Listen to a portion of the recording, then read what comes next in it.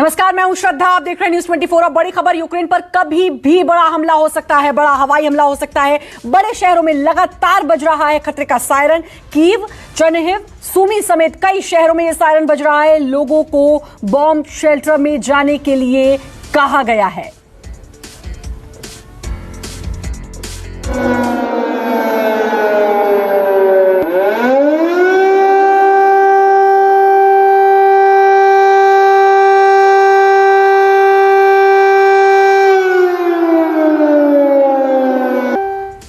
तो एक और बड़ी खबर का हम रुख करेंगे और सुमी शहर पर कब्जे के लिए अब लड़ाई तेज हो चुकी है।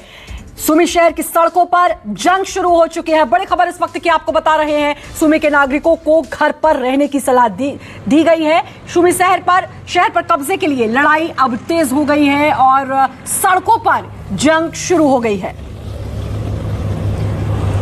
संजीव त्रिवेदी हमारे साथ, हमारे सहयोगी जुड़ चुके हैं। संजीव, अब लगातार लड़ाई तेज होती दिखाई दे रही है, क्या अब काउंटडाउन शुरू हो गया है?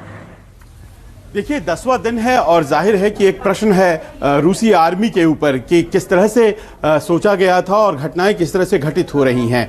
दरअसल ये अंदाजा था कि 2-3 दिन का मामला होगा और यूक्रेन कब्जे में आ जाएगा, लेकिन आज जब हम बात कर रहे हैं 10वां दिन है और अभी भी बहुत से शहर ऐसे हैं जो अछूते हैं या फिर जिन पर आंशिक रूप से ही रूसी फौजें कब्जा कर पाई हैं।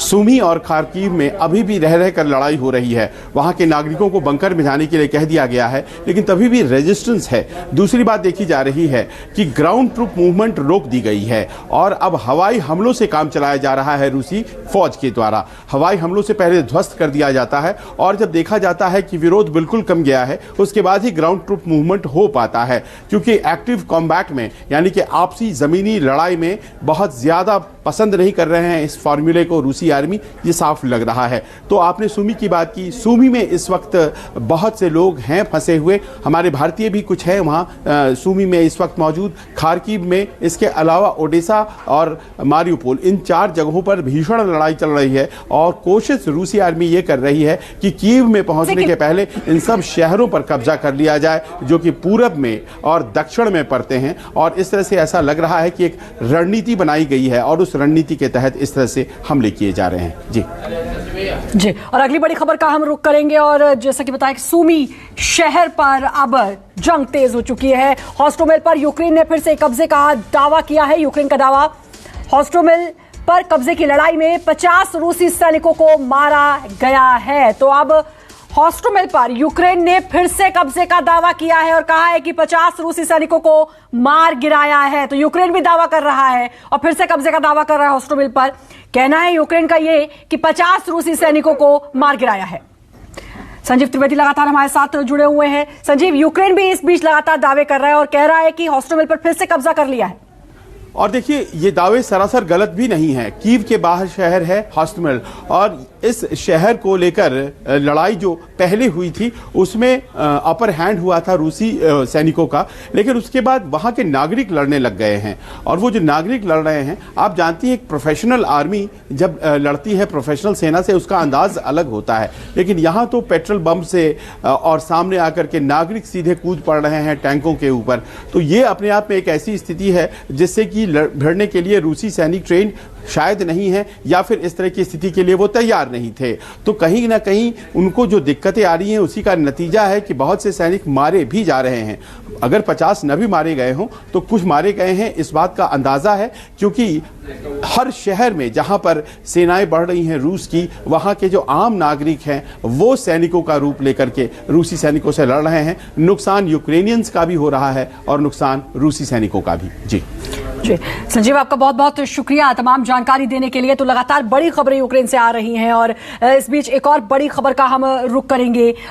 यूक्रेन में अब रूस ने 1000 और भाड़े के सैनिक भेजे हैं। यूक्रेन पर फाइनल हमले की तैयारी में रूस दिखाई दे रहा है। अमेरिकी अफसरों को मिली ये खुफिया जानकारी, रूस की तरफ से लड़ रहे हैं भाड़े के सैनिक। अमेरिकी न्यूज चैनल CNN ने यह बड़ा दावा किया है।